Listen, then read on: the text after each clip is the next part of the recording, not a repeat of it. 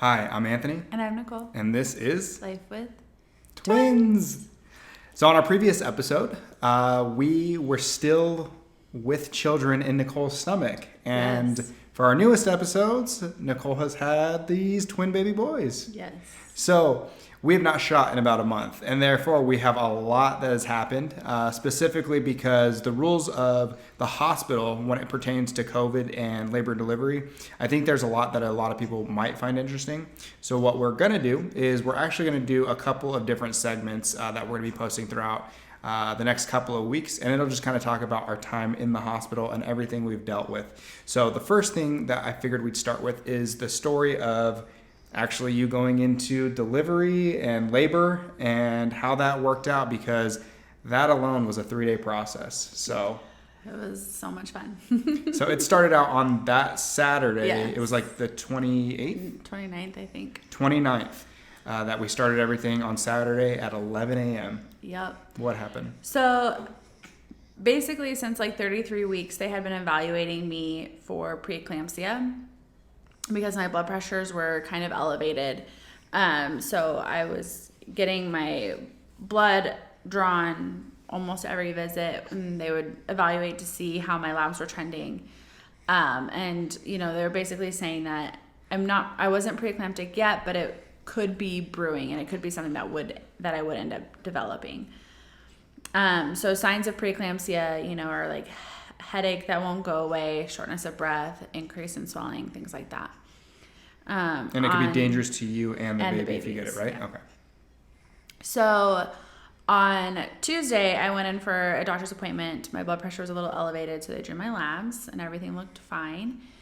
And then I went in for an NST on Friday, which is basically they just are monitoring the baby's heartbeat for about 20 minutes just to make sure that everything's fine. And they do that, 1, because of twins, and 2, because of my high blood pressure. So on Friday, I went in for that, and I had a headache since Thursday. So like Thursday night, I developed a headache. I would take Tylenol, it would decrease, but it wouldn't fully go away. And then my blood pressures were a little on the elevated side, but not too crazy. So on Friday, I talked to my doctor and I said, hey, look, I have a headache. I have some higher blood pressures. These are what they are. What do you want me to do? And so we redrew my labs because she said from Tuesday to Friday, they could definitely change. And then to just call the on-call doctor over the weekend if, my headache persists. So on Saturday, I woke up and my headache was still there, and it was actually like worse. And I took Tylenol. And then I looked at my labs because of Sonora Quest. I can look online. And I saw that one of my labs was trending up since Tuesday. So I called the on-call doctor. I took my blood pressures, still elevated, called the on-call doctor, and she was like, we don't really have room to wiggle here because they were planning on inducing me on Thursday anyways, and it was Saturday, so only a few days away, and they were planning on inducing me for my blood pressure. So she was like, I want you to go into triage and let's get evaluated. Well, knowing that we very well could stay because of my blood pressures, we decided to pack bags. My bag was pretty much mostly packed because I had been packing it, with twins. I could have easily gone into preterm labor before. So I wanted a packed bag. But Anthony slacked. I'm a procrastinator sometimes. I would pack the bag, and then he would be like, oh, I want to wear these shorts. And he would pull it out of the bag, and I'm just like, listen. Well, do you want to wear those shorts now, or do you want to wear them in the hospital? Here's the problem, though. I've gotten really fat in quarantine, so there's only the shorts you would pack are the only ones that would fit me. So it's either walk around in those or walk around in underwear. And her mom was here watching the dogs and helping us, so I had to wear those shorts because I've gotten so fat. So anyways, he moves so slow. And so it took him forever to pack his bag. And I was getting so frustrated. I was like, come on, I want to just go to the hospital. Let's just figure out if we're going to be induced, if we're going to see these babies or not. And so we finally got to the hospital. We got there around 11 in the morning. And, they took my blood pressures. They were kind of like hit and miss. Most of the time they were fine. but I would have those occasional elevated blood pressures. And so they decided to redraw my labs, and my labs were pretty much the same from Friday. And so they were like, well, we think you can go home. And I was like, okay. But they wanted to give me some Tylenol to see if that would help my headache. So I took some Tylenol, and my headache got a little bit better, but then like 30 minutes to an hour later, it came back at the same. And then my blood pressure was elevated as well. And so they decided to go ahead and keep me. But that decision wasn't made until like 4 p.m. So once that decision was made, a resident came in to do an ultrasound to see which way the babies were facing. On Tuesday, Hayden was head down and Maverick was transverse, which is sideways. Yep. But the ultrasound before that, like a week before that, they were both head down. So Maverick moved. But because of him being sideways, and the doctor felt very confident that she'd be able to push on his butt to make him head down once Hayden came out. So we weren't too worried about that. But on Saturday, Maverick was breech, so that meant his butt was down. On our ultrasound on Tuesday, Maverick was measuring to be bigger. He was measuring to be like 6 pounds, 2 ounces, and Hayden was measuring to be 5 pounds, 7 ounces. So I was worried about delivering Hayden, a smaller baby, and then having a bigger baby come out feet first, basically. So we took a lot of time thinking about what we were going to do, on if we were going to be induced or if we were going to have a C-section. I, throughout my entire pregnancy, was like, I'm not doing a breech extraction. You know, we just know too much working in labor and delivery that I just knew all the bad things that could happen. But when we came in on Saturday, even though we packed our bags ready to have these babies, mentally I wasn't ready. So I think that is one of the main reasons why I decided not to do a C-section on Saturday, was because I wasn't prepared to have babies in a couple of hours. Well, and the other thing, I really felt like if you didn't even give it a shot at going natural, I thought you would have regretted it, because I just know you, and you tend to be like, well, why didn't I at least try it, you know? And I know that's true, but I feel like just because of the experience that I went through. Surprise, we're holding babies. We're good. Go ahead, babe. I feel like because of the experience that I went through, knowing what I know now, like, yes, I wish, I know that if I would have just done the C-section, I would have wished that I would have tried labor. But because my experience was so not fun, I wish I would have just gone in and done the C-section. But the one thing is that you gave birth at the hospital that you work at, and because she works in the L&D, she knows everybody that was her nurse and giving and helping her, and so she was able to kind of choose her staff, and that was great for her, because, you know, even though you can't have a lot of family in there, which, I mean, that kind of hurts your feelings, you know, when you really feel like It's alone. actually nice though.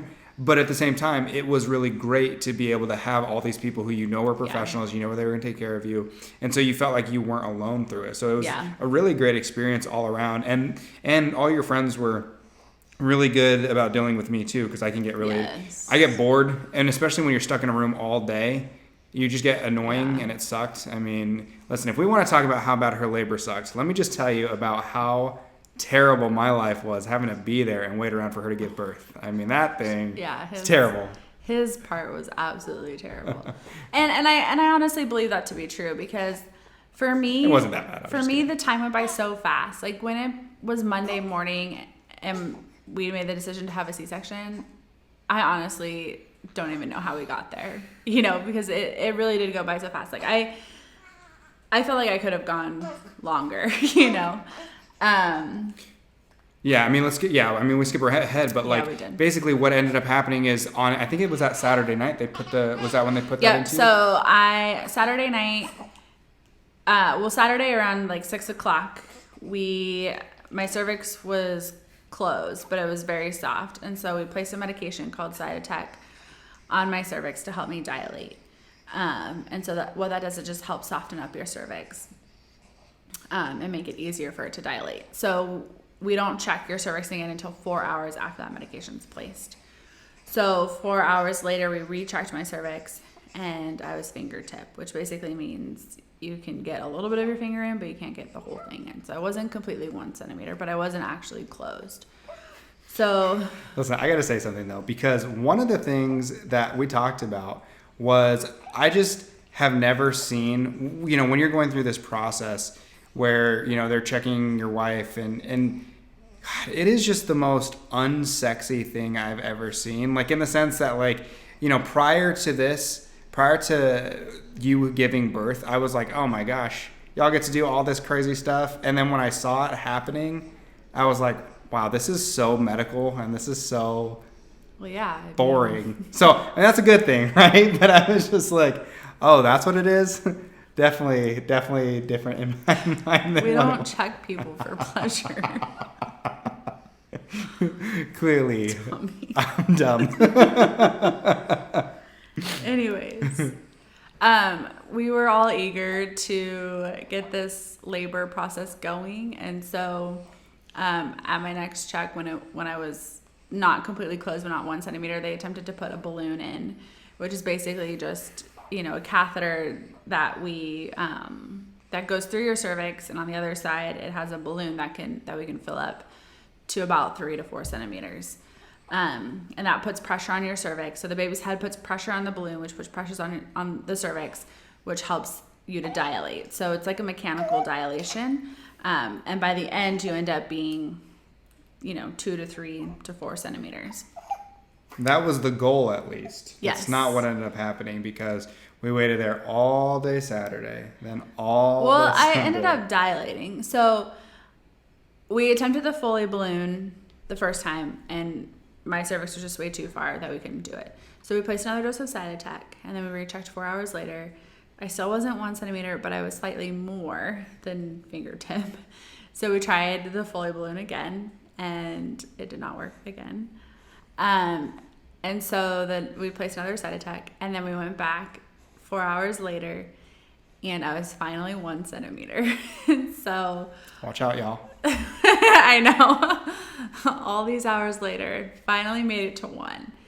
And so then we placed the Foley balloon in, and that time it was successful. But because we were trying so hard to get the Foley balloon in, we accidentally broke my water. But that ended up being fine.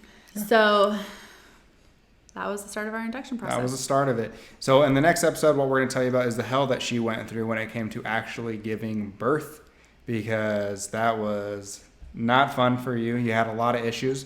And then also some of the things that we also had to go through when it came to once they were actually delivered, how the hospital handled dealing with the twins and their time within the nursery. So we'll get to that on the next episode. And so until next time, thank you guys so much for tuning in.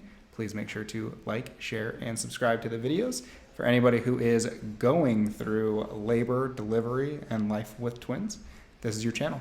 So until next time. Bye. Bye.